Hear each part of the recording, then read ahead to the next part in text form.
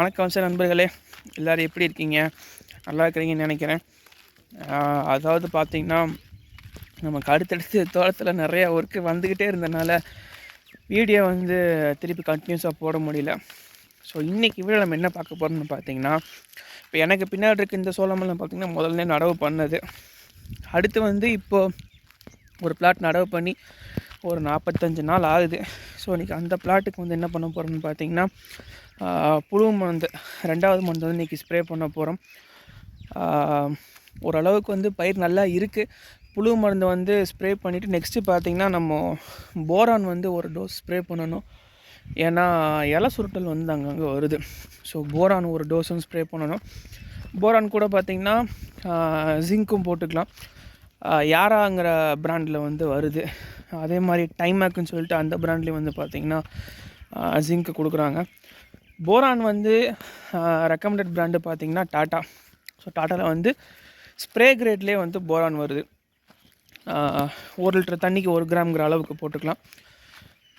So இன்றைக்கி அதெல்லாம் இன்றைக்கி வீடியோவில் பார்க்க போகிறோம்.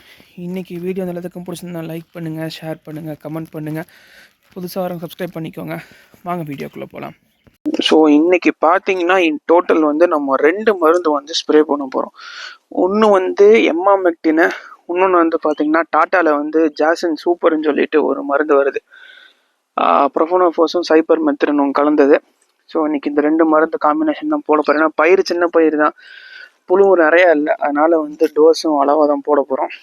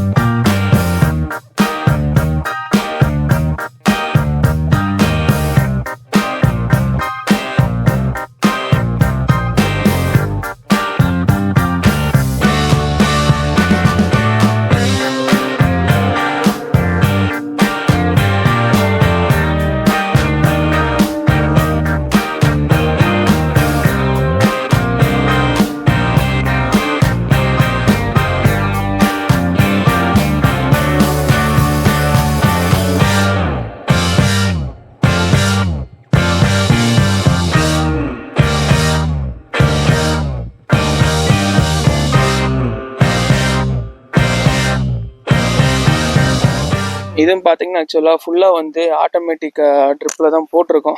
அதனால் ஓரளவுக்கு வெயில் காலத்துலேயும் ஈரம் காயாமல் நீட்டாக சமாளிச்சுக்கலாம். புழு பார்த்திங்கன்னா அங்கங்கே ஒன்று தான் இருக்குது.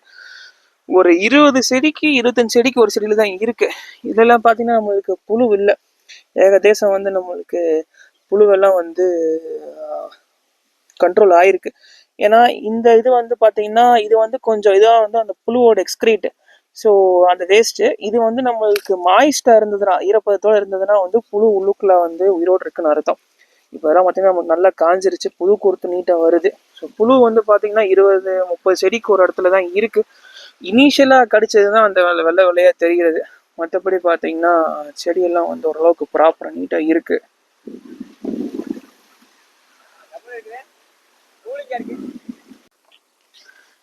இன்னைக்கு வீடியோ வந்து எல்லாத்துக்கும் பிடிச்சிருந்ததுன்னா லைக் பண்ணுங்கள், ஷேர் பண்ணுங்கள், கமெண்ட் பண்ணுங்கள், புதுசாக சப்ஸ்கிரைப் பண்ணிக்கோங்க. கூடிய சீக்கிரம் இன்னொரு பதிவில் சந்திப்போம். நன்றி.